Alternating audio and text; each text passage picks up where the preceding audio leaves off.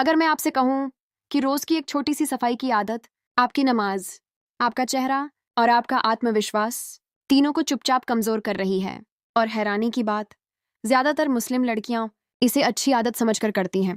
इस वीडियो के आखिर तक आप समझ जाएंगी कि इस्लाम का क्लीन गर्ल ग्लो कोई इंस्टाग्राम ट्रेंड नहीं, ये तहारत, ये नूर और ये इबादत है जिसे हम अनजाने में नजरअंदाज कर रहे हैं।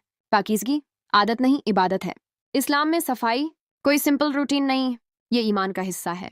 नबी ने फरमाया, पाकीज़गी ईमान का आधा हिस्सा है।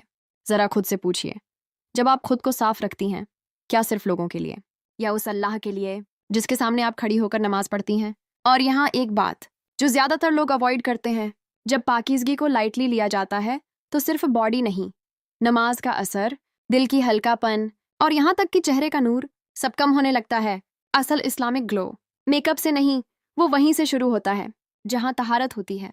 और अगला पॉइंट थोड़ा अनकंफर्टेबल है, लेकिन अगर आपने सच में अपनी इबादत और ग्लो की परवाह है तो स्किप मत कीजिएगा। पर्सनल हाइजीन, वो गलती जो अक्सर नज़रअंदाज हो जाती है।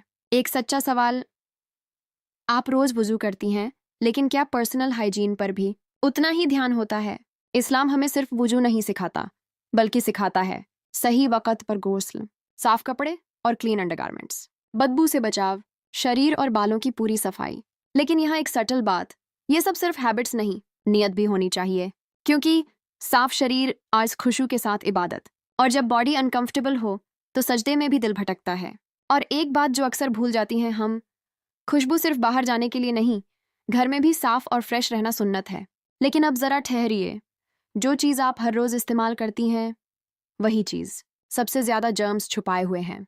और यहीं से सबसे बड़ी गलती शुरू होती है। कपड़े, हिजाब और क्लीन गर्ल एनर्जी। हिजाब सिर्फ कपड़ा नहीं, ये आपकी पहचान है। जब हिजाब साफ होता है तो चेहरे पर भी सुकून उतर आता है, और जब वो निगलेक्टेड हो तो बिना कुछ कहे थकान झलकने लगती है। इस्लाम हमें सिखाता है कपड़े पाक हों, पसीने या बदबू का असर न हो, और सूरत हो सलीकेदार। क्योंकि जो कपड़ा हम पहनते हैं वो सिर्फ बॉडी को नहीं, एनर्जी को भी ढकता है।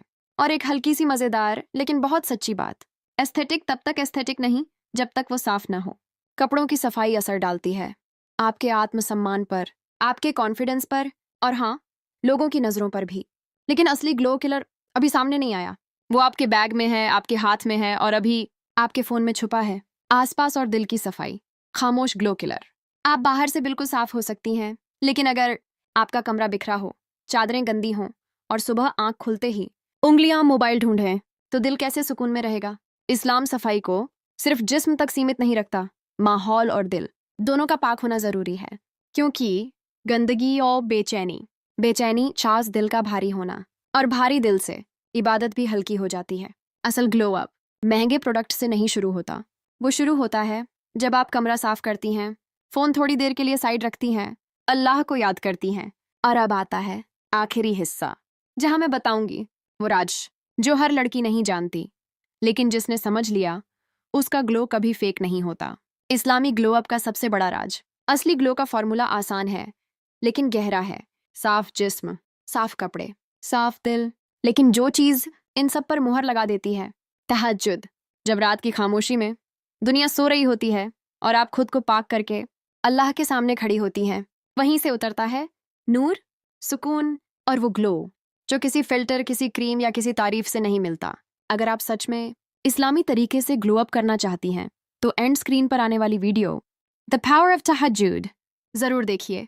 वहीं से शुरू होती है एक मजबूत, पाक और रोशन मुस्लिम लड़की की जर्नी। अगली वीडियो में मुलाकात होगी। अल्लाह हाफिज।